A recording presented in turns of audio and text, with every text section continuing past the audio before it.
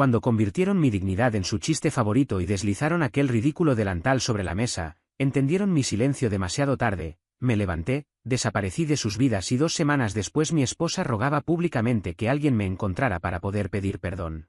Mi nombre es Connor, tengo 36 años, y aquella fue la noche en la que comprendí que llevaba demasiado tiempo siendo el blanco de un chiste en una familia que se escudaba en la palabra humor para disfrazar su crueldad. Lo llamaban bromas. No lo eran. Tal vez debería empezar por el principio. Nunca he sido el tipo de hombre que monopoliza una conversación o que levanta la voz para impresionar a nadie. Suelo escuchar más de lo que hablo, una costumbre que, dentro de la familia de mi esposa, me convertía en una pieza extraña. Los O'Malley, su familia, son lo que mucha gente describiría como personalidades fuertes. Discuten por encima de las palabras de otros, interrumpen constantemente, convierten cualquier reunión en una competencia por ver quién habla más alto. Y sobre todo, cada interacción está sazonada con bromas internas o comentarios disfrazados de chistes que, si no ríes, significa que no encajas. Aprendí eso desde el inicio. Su padre solía repetir, si te molestamos es porque te queremos, si no hiciéramos chistes contigo, entonces sí deberías preocuparte. Pero la realidad era otra, la mayoría de sus bromas iban dirigidas exclusivamente hacia mí. Y no tenían gracia. Conocí a Allison, mi esposa, hace 10 años en una conferencia laboral. Ella era segura, ingeniosa, sociable, todo lo contrario a mí. Aún así, conectamos. Creo que parte de lo que le atrajo fue que no necesitaba pelear por protagonismo. Y a mí me gustó la idea de que me comprendiera, o al menos, creí que lo hacía. Nos casamos 2 años después, y fue ahí cuando las bromas comenzaron a intensificarse. Su hermano Brendan era el peor. El tipo de persona que considera que incomodar a otros es un espectáculo. Desde entonces, toda reunión familiar se convirtió en su propio show de comedia y yo era siempre el centro del escenario. Al principio los comentarios eran inofensivos, burlas sobre mi ropa, chistes acerca de que me casé hacia arriba, insinuaciones sobre mi trabajo en finanzas como si fuera lo más aburrido del mundo. Traté de sonreír. No quería ser el aguafiestas que no sabe aceptar un chiste. Allison me decía que no me lo tomara a pecho, que así era su familia, que no había mala intención. Pero con el tiempo, todo escaló. El chiste recurrente, el que jamás murió, nació durante nuestro segundo día de acción de gracias como matrimonio. Yo había ofrecido ayudar con la cena y usé el tipo de pan equivocado para el relleno. Nada grave. Pero su madre, Maureen, se rió y lo llamó el relleno misterioso de Connor. Desde ahí todo se convirtió en una campaña interminable. Cada preparación fallida se transformaba en otro plato versión Connor. Un plato soso era clásica cocina de Connor. Brendan se divertía tanto que incluso creó una reseña falsa de Yelp para mi supuesto restaurante y la leyó en voz alta en Navidad, 1 estrella. Sabe a arrepentimiento. Todos rieron, incluida Allison. Pero el problema real no eran solo las bromas, era la forma en que siempre dejaban claro que yo estaba fuera del círculo. Como cuando organizaron un viaje familiar y se olvidaron de incluirme en el grupo de mensajes. O esa Navidad en la que el padre de Allison regaló a todos unas navajas grabadas, un ritual O'Malley, según él, y a mí me entregó un abridor de botellas. Eres más de cerveza que de cuchillos, ¿no? Dijo guiñando un ojo mientras todos se reían. Allison solo sonrió con incomodidad. Y yo, para no generar problemas, simplemente asentí y me abrí una gaseosa. Supongo que tendría que haber hablado del tema mucho antes. Pero cada vez que lo intentaba, Allison me decía que exageraba, que debía endurecerme, que ellas eran solo bromas. Terminé creyendo que quizá era mi culpa por no adaptarme. Para cuando llegó la cena del delantal, ya no estaba simplemente molesto, estaba agotado, consumido, saturado. Habíamos estado organizando reuniones familiares con más frecuencia porque sus padres estaban envejeciendo y nuestra casa era la más práctica. Y la verdad es que no me molestaba cocinar, era lo único que me hacía sentir competente y en control. Había aprendido técnicas, mejorado mis habilidades, visto tutoriales, invertido tiempo en ello. Y sin embargo, nada de eso importaba a los O'Malley. Para ellos, yo seguía siendo el tipo que arruinó un relleno 7 años atrás. Aquella noche preparé un beef Wellington desde cero. Me llevó 2 días lograr la textura adecuada del duxelles, envolverlo bien, controlar la cocción de la carne. Allison me ayudó un poco, pero la mayor parte la hice yo. Quedó perfecto, dorado, crujiente, simétrico. Coloqué verduras asadas y una reducción de vino tinto. Encendí velas, saqué la vajilla elegante, quise hacer algo especial. Primero llegaron sus padres, luego Brendan con su novia, después la hermana de Allison con su esposo, Megan y Sean. Todo parecía marchar con cierta calma. Incluso recibí algunos elogios cortesía de compromiso. Por un momento pensé que tal vez, solo tal vez, las cosas cambiarían. Pero estaba equivocado. Mientras retiraba los platos para el postre, Brendan se levantó con una sonrisa exagerada y dijo: «Esperad, antes del postre tenemos un regalo para el chef». Todos rieron. Sentí el estómago caer. Allison bajó la mirada. Brendan sacó una bolsa arrugada de papel y la empujó hacia mí. Sabía que no debía abrirla, intuía que no venía nada bueno. Pero lo hice. Dentro había un delantal blanco, rígido y barato, con la frase de su chiste familiar impresa en letras enormes. Debajo, un dibujo ridículo de un cocinero confundido frente a una sartén en llamas. Estallaron en carcajadas. Maureen se limpiaba lágrimas de risa. «Ay, cariño, es solo un poco de diversión». Brendan chocó la mano con su novia. «Ahora ya tienes uniforme para tu famosa comida misteriosa, hermano». Y fue en ese instante cuando algo dentro de mí se apagó. No grité. No hice un escándalo. No lancé el delantal. Simplemente me puse de pie, caminé hacia el pasillo, tomé mis llaves del cuenco de la entrada y salí de la casa. No dije una palabra, no miré atrás. Allison pronunció mi nombre en voz baja, pero no vino detrás. Esa noche no volví. La siguiente tampoco. Y así pasaron 2 semanas. Me alejé de todo durante un tiempo y me instalé en una cabaña alquilada, a varias horas de distancia. Era un lugar sin cobertura, sin wifi, sin distracciones, solo silencio, aire frío y la sensación de que, por primera vez en mucho tiempo, podía escucharme a mí mismo. Antes de desconectarme por completo, le dejé a Allison un único mensaje. Le dije que estaba bien, que no necesitaba preocuparse y que solo necesitaba espacio. No obtuve respuesta. Pensé que estaría molesta o avergonzada después de lo ocurrido con su familia. Pasaron unos días en esa calma extraña. Pero un mediodía, cuando bajé al pueblo a comprar provisiones, encendí el teléfono y la pantalla se llenó de notificaciones acumuladas. Entre ellas, una publicación de Allison en Facebook. «Por favor, si alguien lo ha visto, díganle que lo sentimos. Nunca quisimos alejarlo. Connor, si estás ahí afuera, vuelve a casa». Llevaba 2 semanas fuera y ese mensaje removió algo en mí, aunque no sabía exactamente qué. No estaba seguro de que fuera suficiente para regresar. Tampoco sabía si estaba listo para volver a convertirme en el blanco de las bromas de la familia O'Malley. No regresé de inmediato. Ni ese día ni el siguiente. Incluso después de ver la publicación, aun cuando la culpa empezó a sentarse en mi pecho como una niebla fría, no me apresuré a hacer las maletas. No era un castigo para ella. Era que realmente no sabía si tenía un hogar esperándome. La cabaña me ofrecía algo que había olvidado que existía: tranquilidad.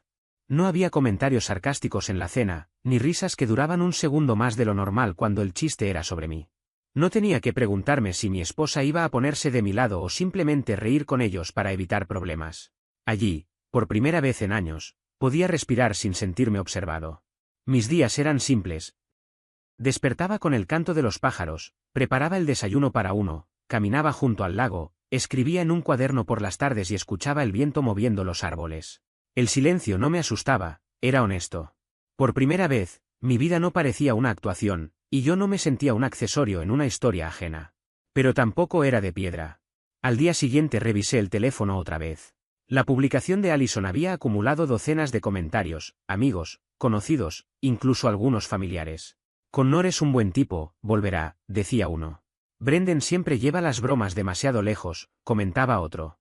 Y luego vi uno que me hizo apretar la mandíbula. Tal vez por fin entendió que no encaja. Lo había escrito Brendan. Y había recibido un me gusta de Allison.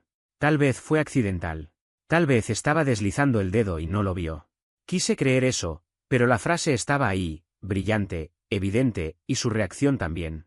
Esa combinación transformó mi dolor en algo más preciso que la tristeza. No era rabia todavía, pero sí una claridad inquietante. Me quedé fuera 3 días más. El 4.º día la llamé. Contestó al primer tono. «Connor», su voz se quebró. Vi la publicación, respondí con un tono neutro. No quería empezar con emociones, necesitaba hechos. «Gracias a Dios», susurró. «¿Dónde estás? ¿Estás bien?» «Estoy bien. Solo necesitaba pensar». «Lo sé», dijo rápido. «Connor, lo siento muchísimo. Lo que hicieron fue horrible. Debí detenerlos. Debí defenderte. No creí que te irías así». «Ni yo», admití. «Pero Allison, esto no empezó con el delantal. Esto pasa desde hace años». Hubo un silencio largo antes de que ella respondiera. «Lo sé. Pensé que si no hacía un escándalo, ellos pararían, o tú te acostumbrarías. Pero ese delantal fue demasiado». Brendan creyó que era gracioso. «Mi madre», se detuvo. «Les dije que se pasaron». Le diste me gusta a su comentario. ¿Qué? Su sorpresa sonó auténtica. A lo que escribió Brendan, tal vez por fin entendió que no encaja. Otro silencio. Oh, Dios. No. No lo hice a propósito. Ni siquiera lo leí. Debí tocar la pantalla sin querer. Lo juro. No sabía que dolía más, que él lo hubiera escrito o que, de alguna forma, yo empezara a creerlo. Allison lloró. No dije nada. La dejé desahogarse. Luego me pidió que volviera. Le dije que necesitaba un poco más de tiempo. Era cierto, pero también había otra verdad, debía decidir qué quería para mi vida. Regresé 3 días después. Allison me recibió como si volviera de una guerra. Me abrazó fuerte, sus manos temblaban. La abracé, pero algo en mí había cambiado, y creo que ella lo notó. La semana siguiente fue extraña. Ella se esforzó, preparó mis comidas favoritas, me masajeó la espalda por las noches, dejó notas por la casa como si fuéramos recién casados. Valoré su intención, pero la distancia invisible entre ambos seguía instalada, flotando en cada habitación. Entonces llegó Pascua. Allison me rogó que la acompañara a almorzar con los O'Malley. Decía que querían disculparse en persona. Pregunté si Brendan estaría allí. Me dijo que sí, pero que prometía que sería diferente esta vez. Es solo una comida, 1 hora. Ni siquiera tienes que quedarte al postre, insistió. Accedí con reservas. Quería pensar que, por ella, valía la pena intentarlo una vez más. Spoiler, no valía la pena. Al principio todo fue apariencia y cortesía vacía. Su padre comentó sobre mi trabajo. Su madre elogió mi corte de cabello. Brendan me saludó como si nada hubiese sucedido. Hola, chef. Ignoré la provocación. El almuerzo era cordero, patatas y una ensalada hecha por Allison. Yo apenas hablé, dejé que ella llevara el peso de la conversación. Contaba los minutos, repitiéndome que me iría en cuanto sirvieran los postres. Pero entonces Maureen dio un golpecito a su copa para llamar la atención. Solo quiero decir, levantó su vino, que nos alegra muchísimo tenerte de vuelta, Connor. No era lo mismo sin ti. Aunque te marcharas por un simple delantal. La sala entera se quedó congelada. Allison contuvo el aliento. Brendan soltó una carcajada disimulada. El ambiente se tensó de inmediato. Lo siento, respondí, intentando mantener la voz firme. Oh, no lo decía en mal plan, dijo Maureen, moviendo la mano. Ya sabes que siempre bromeamos, nunca es con mala intención. Somos familia. Eso ha quedado muy claro, respondí poniéndome de pie. Clarísimo. Allison me sujetó del brazo. Connor, por favor. Pero ya no podía quedarme. No un minuto más. Me fui de la casa sin mirar atrás. Esta vez no conduje hacia una cabaña. Fui a un hotel en el centro. Necesitaba algo más que espacio. Necesitaba un plan. Allison me escribió toda la noche. Me llamó. Me dejó mensajes de voz. Yo no contesté. A la mañana siguiente recibí un correo de Brendan. No había saludo, ni cortesía, ni un simple intento de suavizar el golpe. Solo un asunto provocador, ¿de verdad vas a seguir comportándote así? Y 2 líneas cargadas de desprecio, madura de una vez. Sabías perfectamente en qué tipo de familia te estabas metiendo. Me quedé mirando ese mensaje durante largos minutos, como si las palabras pudieran deformarse o cambiar con solo repetirlas en mi mente una y otra vez. Pero lo que cambió no fueron las palabras, sino algo dentro de mí. Sentí una especie de clic interno, como si ese mensaje hubiese accionado un interruptor que llevaba demasiado tiempo inactivo. Llevaba años haciendo malabares emocionales para convencerme de que algún día la situación sería distinta, de que la familia de Allison me aceptaría de verdad, pero ahí, frente a ese correo, entendí que esa fantasía se había agotado. Porque, siendo honesto conmigo mismo, yo lo sabía. Siempre lo supe. Me había casado con una familia que había convertido la burla en un deporte cotidiano, que disfrazaba el control con la excusa de la espontaneidad y la crueldad con la máscara de solo estábamos bromeando. Personas que transformaban el sentido del humor en un bisturí, y las bromas en armas de precisión. No buscaban un yerno, buscaban entretenimiento. Un blanco cómodo. Un receptor pasivo de toda su toxicidad generacional. Y lo peor era que, respecto a Allison, ni siquiera podía asegurar si era parte consciente del juego o si simplemente no tenía el valor de apartarse del rebaño. Lo que ninguno de ellos sabía, lo que jamás imaginaron, era que durante la última década yo no me había limitado a aguantar silenciosamente. Mientras ellos jugaban a humillarme, yo estaba construyendo una vida que ninguno de ellos habría podido prever. Creían que yo trabajaba en un empleo administrativo sin mayores aspiraciones, encerrado en un cubículo lleno de carpetas, informes y horas muertas. Se lo creyeron sin cuestionarlo porque era cómodo para ellos. Pero la realidad era otra, Era cofundador de una firma de inversiones boutique que había comenzado con apenas 3 clientes y que ahora gestionaba más de 120 millones de dólares en activos. También tenía participación en 2 restaurantes locales de mucho prestigio, negocios que había levantado durante madrugadas, fines de semana y noches sin dormir. Y lo más irónico, la casa donde tanto disfrutaban reunirse, donde organizaban cenas, fiestas y celebraciones, no figuraba a nombre de Allison como todos creían, sino al mío. Completamente pagada, protegida por un fideicomiso y fuera del alcance de cualquiera que quisiera manipularme. Nunca les conté nada porque jamás quise presumir. Solo quería que me trataran con dignidad, que me vieran como una persona y no como un accesorio. Pero esa mañana comprendí algo doloroso y liberador al mismo tiempo: no volvería a ocupar el papel del ingenuo. Pasó una semana y no volví a casa. Allison me suplicó que regresara, me envió mensajes largos diciendo que todo había sido un malentendido, que su familia no había querido herirme de verdad. Yo respondí lo mínimo indispensable, que necesitaba tiempo, que necesitaba espacio. Pero la verdad era otra. Estaba elaborando un plan. Por primera vez en 10 años, iba a tomar el control de mi propia narrativa. El golpe final llegó el sábado siguiente. Allison me mandó un mensaje diciendo que sus padres querían enmendar las cosas y que estaban organizando una cena sorpresa en mi honor. La llamó cena de disculpas. Cuando le pregunté dónde sería, respondió que en la casa de sus padres. Tuve que contener la risa. Aquella casa, la residencia de los O'Malley, había sido el escenario de cada humillación sufrida durante años. El teatro donde, una y otra vez, yo terminaba convertido en el protagonista involuntario de su comedia cruel. Aún así, acepté asistir. Le dije que iría, pero no mencioné que no llegaría solo. Esa noche, llegué puntualmente a las 6 en punto a la casa de la familia O'Malley. No estaba solo, a mi lado caminaba Kathleen, mi abogada. Allison abrió la puerta con una sonrisa tensada por la incomodidad, sonrisa que se evaporó apenas vio quién me acompañaba. Connor, susurró, alternando la mirada entre Kathleen y yo. ¿Qué significa esto? Ella es Kathleen, respondí con calma, manteniendo el tono más neutral posible. Mi abogada. ¿Tú, qué? Preguntó, como si la palabra misma hubiera dejado de tener sentido. Sus padres aparecieron en el vestíbulo a los pocos segundos, atraídos por la tensión. Brendan los siguió, con esa expresión de superioridad que le era natural. La madre de Allison frunció el ceño, irritada. ¿Esto es algún tipo de broma? Preguntó con una mezcla de molestia y descaro. No, dije mientras cruzaba el umbral. Aunque me alegra que mencione la palabra broma, porque justamente quiero hablar de eso esta noche. Observé la casa. Las paredes donde tantas veces me habían ridiculizado. Las mismas caras que se habían reído de mí sin pudor. Pero esta vez, en lugar de sentirme empequeñecido, noté como mi respiración se volvía más firme, más controlada. No había miedo. No había vergüenza. Solo una tranquilidad nueva, sólida, casi aterradora en su quietud. Kathleen extendió la carpeta que llevaba bajo el brazo. Yo la abrí, respiré hondo, y empecé a hablar. Pero para llegar a ese instante, antes de plantarme con mi abogada frente a toda la familia, hubo algo que tuvo que romperse dentro de mí. Algo que se había venido astillando durante años hasta que, finalmente, se desmoronó. Las horas posteriores a la humillación del delantal fueron un torbellino emocional.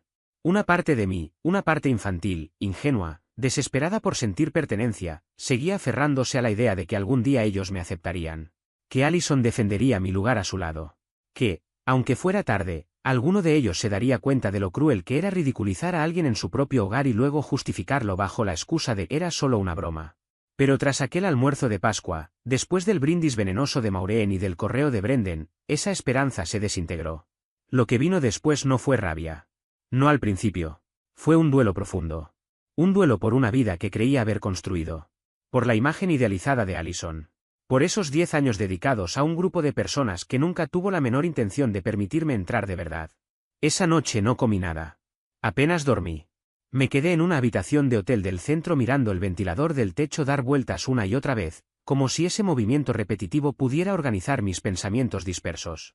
Había escenas que volvía a revivir constantemente, Allison riéndose cuando Brendan leyó aquella reseña falsa, Maureen entregándome un abridor de botellas mientras a los demás hombres les obsequiaban cuchillos de lujo, las miradas cómplices cada vez que me incomodaba, como si mi incomodidad aumentara su diversión. 2 noches después regresé a la casa, mi casa, pasada la medianoche. Entré en silencio para recoger algo de ropa. Allison dormía, o fingía dormir. Su maleta seguía abierta dentro del armario, exactamente como la había dejado el día que me fui a la cabaña. Todo el dormitorio parecía un museo congelado de un matrimonio que ya no existía. Un escenario detenido en el tiempo. En la cómoda estaba el delantal. Aún doblado, desafiante, como si esperara mi regreso. Allison no lo había tirado. Ni siquiera se había molestado en esconderlo. Como si, en su mente, no hubiera nada malo en lo que había pasado. Me senté en el borde de la cama y rompí a llorar. No fue un llanto discreto, fue un llanto de ruptura. 10 años desperdiciados. 10 años reduciéndome, moldeándome para encajar en una estructura familiar que jamás tuvo espacio para mí. Lloré hasta sentir el pecho oprimido y la garganta ardiendo. Lloré hasta quedarme vacío. Y en el instante exacto en que toqué fondo, apareció un silencio extraño. Un silencio que no era ausencia, sino claridad. Como si todas las voces internas, sé paciente, no exageres, ellos cambiarán, hubieran desaparecido, dejándome solo con la verdad desnuda. No quedaba nada que perder. Y cuando no tienes nada que perder, es cuando realmente puedes comenzar a construir. A la mañana siguiente tomé una decisión. Una decisión que cambiaría absolutamente todo. Había tomado una decisión que, por primera vez en mucho tiempo, me hizo sentir dueño de mi vida. No iba a seguir intentando ganarme su aprobación, ni iba a justificarme ante ellos, ni mucho menos iba a esperar a que Allison, algún día, se pusiera de mi lado por encima de su familia. Nada de gritos, nada de discusiones vacías. Mi plan era otro, reconstruirme en silencio, paso a paso, de manera definitiva. Lo primero que hice fue llamar al abogado corporativo de mi empresa para actualizar varios documentos que llevaba tiempo posponiendo. Después marqué el número de Kathleen. Ella no era solo una profesional competente, era alguien a quien confiaba desde hacía 5 años, cuando trabajamos juntos en la estructuración de una inversión empresarial. Inteligente, reservada e imperturbable ante cualquier presión. Cuando le expliqué todo lo que había pasado durante estos años con la familia O'Malley, no mostró sorpresa ni duda. No te respetan, me dijo con franqueza. Y tu esposa les permite comportarse así. Lo sabía. Claro que lo sabía. Pero escucharlo en voz alta fue como quitar una venda que se había vuelto parte de mi piel. ¿Qué es lo que quieres hacer?, preguntó. Tardé unos segundos en responder. Lo que realmente deseaba no era una revancha infantil ni demostrar superioridad. Solo quería recuperar esa sensación de ser una persona completa, alguien que todavía tenía voz, presencia, y derecho a definirse a sí mismo. Quiero recuperar mi historia, respondí finalmente. Kathleen asintió como si hubiera esperado exactamente eso. Entonces, vamos a hacerlo. Durante las 2 semanas siguientes me dediqué en silencio a reconstruir todo lo que ellos habían intentado erosionar. Transferí mis bienes personales a un fideicomiso inaccesible para cualquiera que no fuera yo. Actualicé la escritura de la casa, volviendo a colocarla bajo la compañía que había creado años atrás, asegurando así que la propiedad quedara a mi nombre exclusivamente. Cancelé varias cuentas conjuntas que Allison había abierto, servicios menores como entregas de supermercado o aplicaciones de viaje, pero que para mí representaban un borrón y cuenta nueva. También cambié a mis beneficiarios, actualicé mi testamento en vida, bloqueé el número de Brendan y agendé una cita con un terapeuta. En la primera sesión, después de escucharme hablar durante 20 minutos, me dijo sin rodeos: lo que describes es abuso emocional. Me impactó escucharlo, aunque en el fondo lo sabía. No quería ponerle nombre porque hacerlo lo volvía real, lo hacía innegable. Y aceptarlo significaba enfrentar una verdad aún más dura. Yo había permitido que todo eso continuara, no por debilidad, sino porque confundí el amor con la complacencia. Pensé que ceder, reírme de ciertas cosas o minimizar otras era parte de la convivencia. Pero el amor no destruye. No se sostiene burlándose de quien tienes a tu lado ni desgastando su identidad con chistes disfrazados de cariño. Mientras reconstruía mi estabilidad interior, algo inesperado empezó a surgir: fuerza. Volví a despertarme temprano, no por ansiedad, sino porque mi cuerpo lo pedía de manera natural. Preparaba café, me sentaba en la sala donde entraba más luz y escribía. No textos profundos, solo reflexiones, pensamientos, fragmentos de mí que creía haber perdido. Incluso recuperé el gusto por cocinar. No para impresionar a nadie ni para agradar a la familia O'Malley, sino para mí. Preparaba platos como risotto de champiñones o stupira, encendía una vela y comía en silencio, sin miradas que me juzgaran ni risas que me ridiculizaran. Era una paz nueva, tranquila. Allison me escribió varias veces. Mensajes, algún que otro buzón de voz, todos con variaciones del mismo tema: tenemos que hablar. No la ignoré, simplemente le respondí que necesitaba espacio. Cortés, distante, firme. Ella insistía en que me extrañaba, que sus padres querían arreglar las cosas, que incluso Brendan había redactado una carta de disculpa.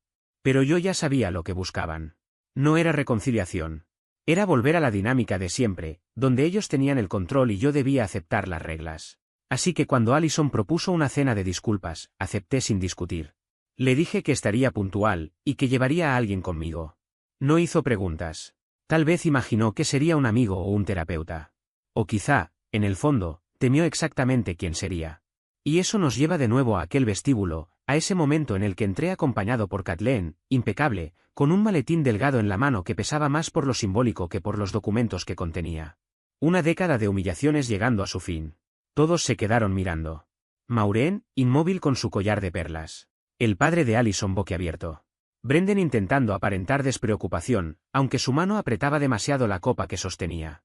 Allison estaba más cerca de mí, observando a Kathleen con intriga y nerviosismo. Abrí la carpeta y extraje un documento delgado. A partir de este momento, dije con voz firme, cualquier comunicación entre mí y los miembros de esta familia, excepto Allison, será gestionada exclusivamente a través de representación legal. Cualquier burla pública, intento de contacto directo o acto de hostigamiento será tratado como tal y gestionado de manera formal. ¿Qué estás diciendo?, preguntó Maureen, intentando reír como si fuera una exageración. Kathleen dio un paso adelante. No es una broma, señora O'Malley. Si desea una copia del aviso legal, puedo entregársela ahora mismo. Brendan soltó un bufido. ¿En serio vas a hacer este teatro, tío? Ni siquiera lo miré. Me concentré en Allison. Sus ojos mostraban algo difícil de definir, mezcla de arrepentimiento, miedo y revelación tardía. Tú dijiste que esta cena era para disculparse, le recordé. Dijiste que querían solucionar las cosas. Pero jamás preguntaste qué necesitaba yo. Solo lo que ellos debían hacer para sentirse tranquilos por lo que hicieron. Ella abrió la boca, pero no salió sonido algunos segundos. Yo solo necesitaba límites, continué. Necesitaba apoyo. Y lo único que recibí fue una década de burlas. Connor, yo no sabía cómo detenerlos, susurró. Son mi familia. Y yo era tu esposo, respondí. El silencio fue absoluto. Nadie se movía. No he venido a discutir, dije al final. No he venido a gritar ni a armar un espectáculo. Solo he venido a recuperar mi dignidad. Y si eso me convierte en el villano de esta casa, puedo vivir con ello. Me di la vuelta y salí. Kathleen me siguió sin pronunciar palabra. No miré atrás, pero oí a Allison decir mi nombre en voz baja, no suplicando, no exigiendo, solo como quien por fin entiende algo que llevaba años sin ver. No sentí victoria. Ni superioridad.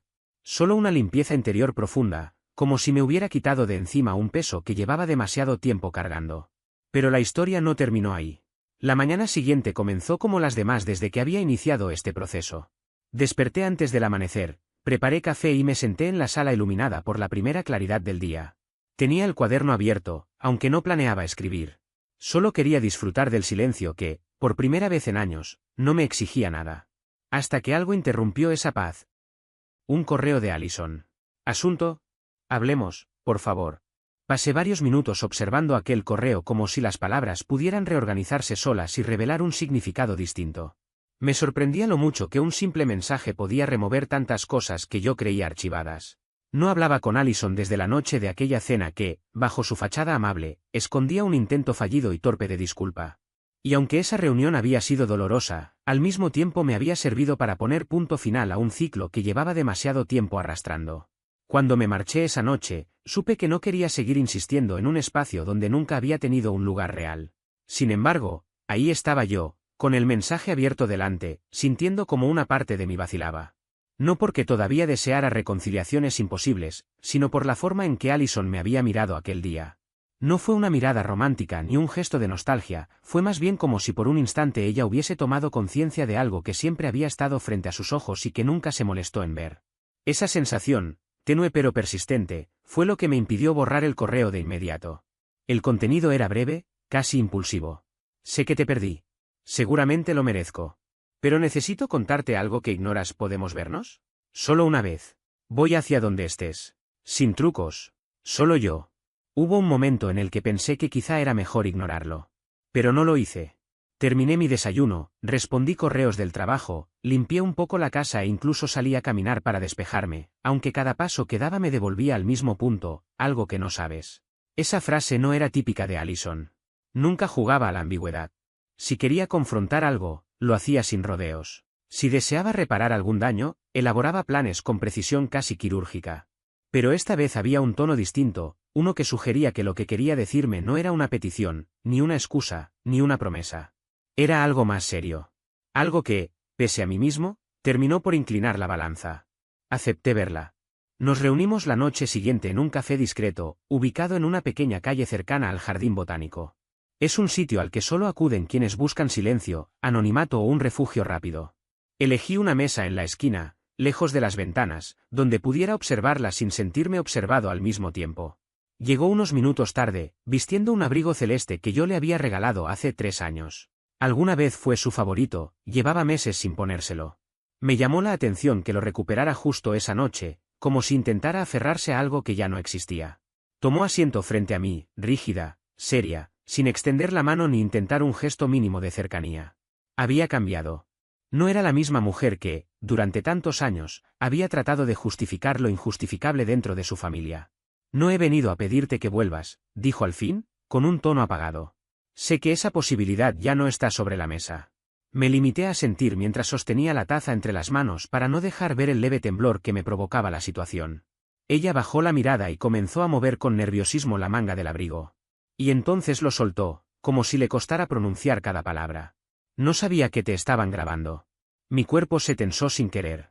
Sentí que el aire en mis pulmones se detenía a mitad de camino. ¿Qué dices?, pregunté, sin levantar demasiado la voz. Ella respiró hondo. En Pascua, después de que te marchaste. Brendan y mi padre tenían los móviles grabando durante la cena. Querían capturar reacciones, bromas, creyeron que resultaría divertido. No pude evitar que una expresión de incredulidad se formara en mi rostro. ¿Me filmaron?, repetí, incrédulo. Solo cuando abriste el delantal, respondió con rapidez. Y luego la expresión de tu cara. Brendan dijo que quería usarlo en uno de esos vídeos tontos que sube a TikTok. Algo así como momentos incómodos de esposos, una especie de compilado humorístico. Ese comentario me atravesó como una cuchilla que no avanza rápido, sino lento, desgarrando capa por capa. ¿Hay un vídeo de esa noche? ¿Existe realmente?, pregunté con la voz tensa. ¿Puede estar rondando por ahí? Ella elevó la mirada. Tenía los ojos cargados de vergüenza. Y de miedo. No lo ha publicado, respondió. Pero aún lo conserva. Le pedí que lo borrara y se rió. Dijo que era oro puro, que la gente adoraría verlo. Me recosté en la silla intentando procesar la información. Sentía como la indignación subía con cada latido. Connor, te prometo que me enteré después de que te fuiste. Cuando lo supe, me enfurecí. Le dije que era cruel, además de ilegal. Le recordé que no tenías conocimiento ni diste autorización. Él contestó que exageraba, que nadie sabría si era real o no.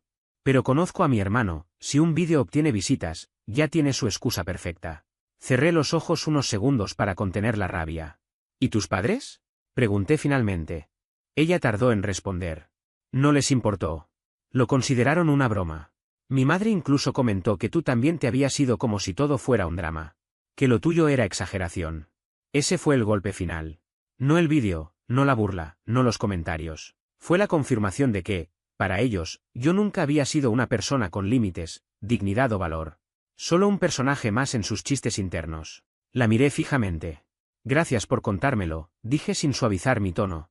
Pero entiendes que después de esto nada sigue igual. Asintió, derrotada. Me levanté sin decir nada más y salí. Caminé hasta casa sin recordar los semáforos, las calles o los rostros que pasaron a mi lado. Para cuando crucé la puerta, ya sabía exactamente qué debía hacer. No por revancha gratuita, sino porque durante años había sido minimizado, ridiculizado, tratado como un accesorio dentro de la familia O'Malley. Esta vez, ellos no verían venir lo que estaba por ocurrir. Esa misma noche llamé a Kathleen, mi abogada. Grabar a alguien en una casa privada sin permiso, guardarlo y sugerir que lo publicará se considera difamación o invasión de la privacidad. Pregunté. No solo eso, respondió. Puede presentarse también como daño emocional, y si intenta monetizarlo, las consecuencias se agravan todavía más. Perfecto, respondí. Entonces avancemos. Durante las 2 semanas siguientes actuamos con cautela, precisión y sin levantar sospechas. Kathleen envió una primera notificación formal a Brendan y al abogado que él solía mantener contratado, por si acaso, como tanto presumía. En esa carta se exigía eliminar de inmediato cualquier grabación donde yo apareciera, además de presentar una declaración jurada certificando que no existían copias almacenadas en la nube o en ningún dispositivo adicional. Brendan decidió ignorarla. Así que Kathleen envió una segunda notificación, esta vez acompañada por un borrador completo de demanda. Incluía artículos, códigos civiles, precedentes judiciales, estimaciones de daños y un cálculo aproximado de lo que él podría llegar a gastar en litigios. La cifra era suficiente para que cualquiera se lo pensara 2 veces. Eso bastó para que empezara a ponerse nervioso, pero no era suficiente para mí. Mientras Kathleen se ocupaba del terreno legal, yo abordé otra parte del plan, su empleo. Brendan trabajaba en una agencia de relaciones públicas especializada en manejo de reputación para empresas medianas, restaurantes locales, proyectos emergentes e influencers. Solía presumir de que su trabajo consistía en limpiar desastres ajenos. Resultaba irónico. Porque su comportamiento era exactamente el tipo de desastre que cualquier empresa evitaría asociar a su marca. Y yo conocía a una de las personas adecuadas para que eso se supiera. Una miembro del directorio, antigua clienta mía, me había comentado meses atrás que la empresa estaba intentando mantener un ambiente laboral impecable después de incidentes previos. Un empleado fue sorprendido haciendo comentarios machistas en redes sociales y casi pierden 2 contratos importantes. Recordé esa conversación con claridad quirúrgica mientras comenzaba a preparar lo necesario. Le envié un mensaje anónimo acompañado de capturas antiguas de publicaciones de Brendan. Comentarios groseros, publicaciones sarcásticas, insinuaciones ofensivas y una colección de frases que cualquier departamento de recursos humanos clasificaría como potencialmente destructivas. No era material ilegal, pero sí lo bastante comprometedor para cuestionar su permanencia en un puesto donde la imagen era clave. A eso añadí información sobre la grabación sin consentimiento y su intención de subirla como burla pública. Para el final de la semana, Brendan ya estaba suspendido temporalmente mientras se iniciaba una investigación interna. Él todavía no tenía idea de quién había comenzado todo. Pero ese era precisamente el punto. La verdadera venganza no se trata de gritar quién es el responsable. Es observar cómo el otro cae pieza por pieza, sin entender desde dónde vienen los golpes. Y aunque Allison no lo sabía, lo que me había confesado esa noche había abierto una puerta que ya no pensaba cerrar. No esperaba que Maureen dijera algo que rompiera el silencio en el que siempre había vivido cada vez que me veía lidiar con su familia, pero lo hizo. Y aunque todavía no sabía si era capaz de perdonarla, quedaba claro que había cedido bajo el peso de la culpa. Ese pequeño resquebrajamiento significaba algo: si ella podía derrumbarse, otros también podían hacerlo. A partir de ese instante supe que necesitaba otra pieza del rompecabezas. Por eso llamé a su hermana, Megan. Llevábamos más de 1 año sin hablar a solas. Ella siempre había sido distinta al resto de los O'Malley, más reservada, más atenta, menos dada a la burla fácil. Yo siempre tuve la sensación de que no aprobaba cómo me trataban, aunque nunca fuese lo bastante valiente para intervenir. No di muchas vueltas. Le hice una única pregunta, directa. ¿Hasta dónde crees que sería capaz de llegar Brendan con tal de llamar la atención? Se quedó callada un par de segundos, como si necesitara escoger el tono exacto. Finalmente respondió: creo que ya cruzó cualquier límite lógico. Y entonces añadió algo más. Algo que ni siquiera Allison conocía, un dato que llevaba meses guardado. Era sobre dinero. Según Megan, Brendan había pedido a sus padres un préstamo considerable para montar un estudio de contenido. Nunca pagó ni un centavo de vuelta. Ellos decidieron manejarlo en secreto y para rematar, le ordenaron a Megan que no mencionara el tema. Irónicamente, esos mismos padres que habían financiado el capricho de su hijo se negaron a ayudarla cuando ella necesitó un coche para trabajar. En la familia O'Malley el favoritismo no era un rumor, era un sistema operativo. Le agradecí, y mentalmente, sumé otra pieza al plan que estaba construyendo. Porque lo mío ya no era solo una cuestión de desquite, era sostenerles un espejo tan nítido que no pudieran mirar hacia otro lado. Pero todavía faltaba un último elemento. Y, como sospechaba, aparecería desde el interior de su propia casa. Una semana después de hablar con Megan, recibí un mensaje inesperadamente breve de alguien aún más inesperado: Sean, el marido de ella. Durante todos los años que conviví con los O'Malley, habíamos intercambiado apenas unas cuantas frases.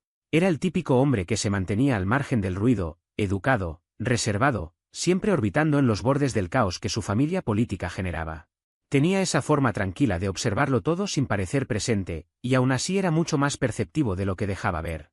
El mensaje decía simplemente: tal vez quieras revisar esto. Yo también estoy cansado de Brendan. Venía acompañado de un correo reenviado, una cadena entre Brendan y el representante de una marca.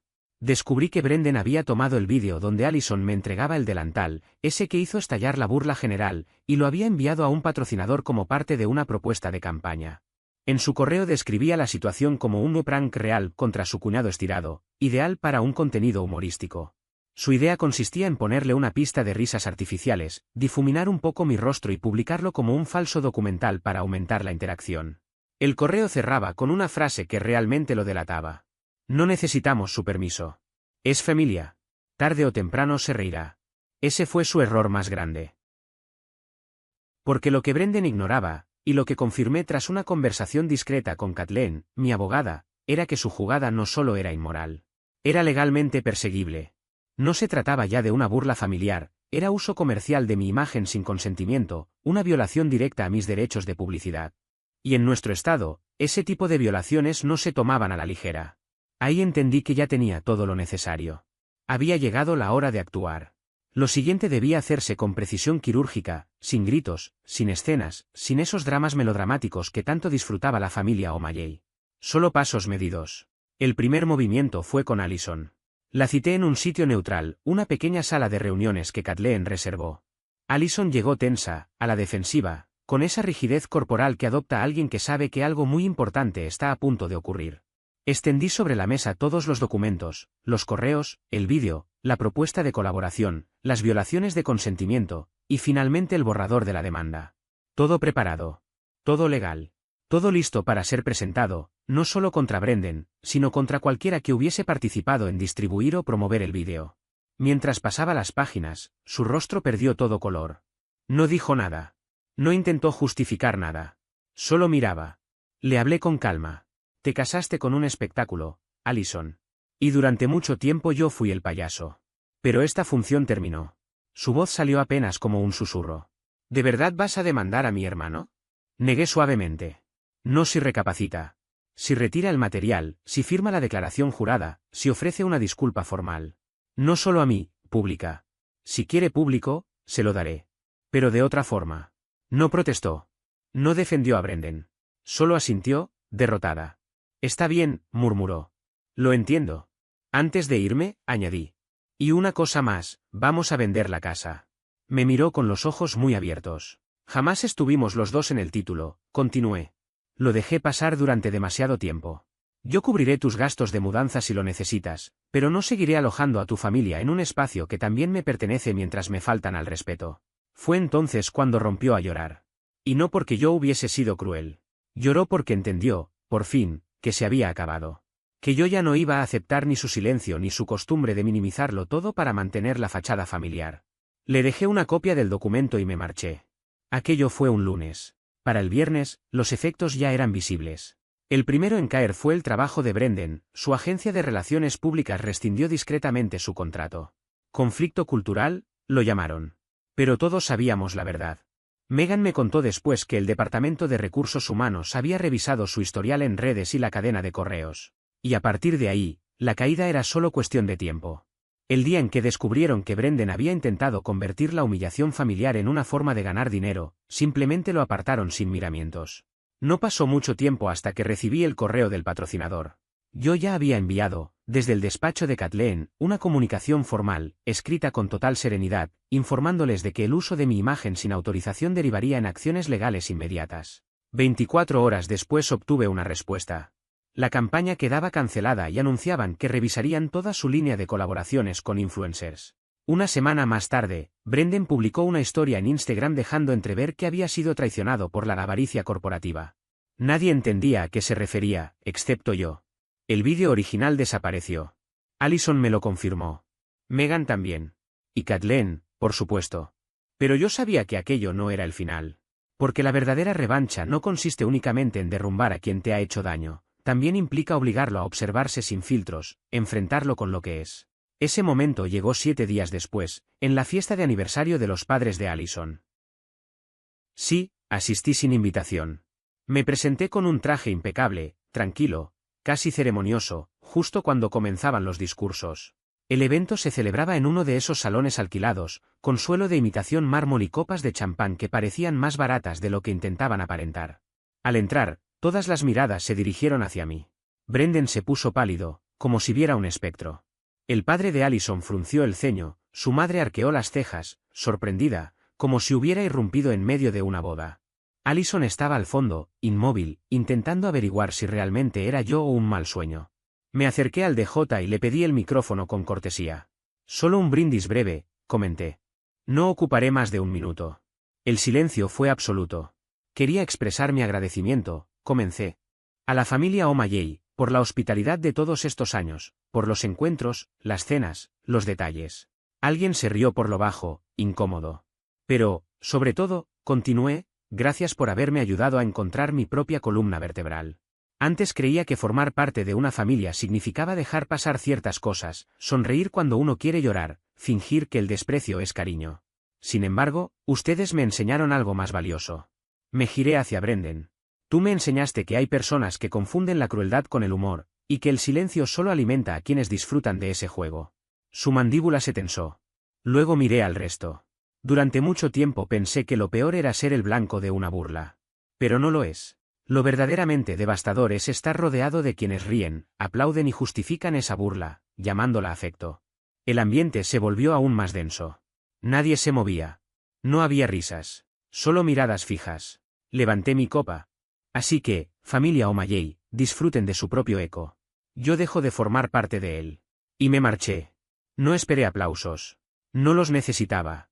Salí de allí con solo las llaves en el bolsillo y la certeza de que, por primera vez, no era yo quien cargaba con el peso del silencio. Los meses siguientes fueron un proceso lento, pero liberador. Me mudé, vendí la casa y elegí un lugar pequeño, hermoso, cerca del agua. Lejos del ruido, aunque lo suficientemente cerca del trabajo.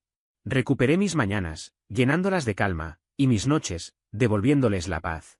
Volví a organizar cenas, pero de verdad, reuniones donde el respeto era la norma, donde no existían bromas hirientes ni chistes sobre chef usados para rebajarme. Solo buena comida, buena compañía y risas que no dolían. Alison y yo nos divorciamos. Todo se resolvió sin tensiones visibles, fue un proceso casi administrativo. Ella aceptó los términos sin resistencia, como si ya hubiera asumido que no había nada que discutir. Durante la firma, sus ojos se llenaron de lágrimas y su voz tembló cuando intentó decir algo que nunca terminó de pronunciar. Yo, en cambio, permanecí sereno. No por frialdad, sino porque la despedida emocional la había vivido mucho antes, en silencio, cuando comprendí que no podía seguir sosteniendo una relación que me desgastaba más de lo que me ofrecía. Después de aquello, nuestras vidas tomaron caminos opuestos con una naturalidad casi inquietante. No hubo mensajes posteriores, ni intentos de retomar conversaciones, ni explicaciones pendientes. Fue como si ambos hubiésemos entendido que algunas historias no terminan con un portazo, sino con un cierre suave que deja claro que ya nada puede repararse. De Brendan supe por terceros. Intentaba resurgir en redes bajo otro alias, reinventándose en cada publicación. Pero el entusiasmo inicial no pasó de ser un espejismo. Las marcas ya no confiaban en él, los seguidores se habían dispersado y sus intentos de volver a llamar la atención parecían más desesperados que estratégicos. Lo imaginé frente a la pantalla, enviando contenido al vacío digital, esperando una reacción que no llegaba. Maureen y su esposo mantuvieron su distancia habitual. No esperaba nada distinto, siempre fueron hábiles para desaparecer cuando la responsabilidad no les convenía. En cambio, Megan y Sean comenzaron a escribirme en cada Navidad, con mensajes breves pero sinceros, como si intentaran reconstruir un puente desde la prudencia.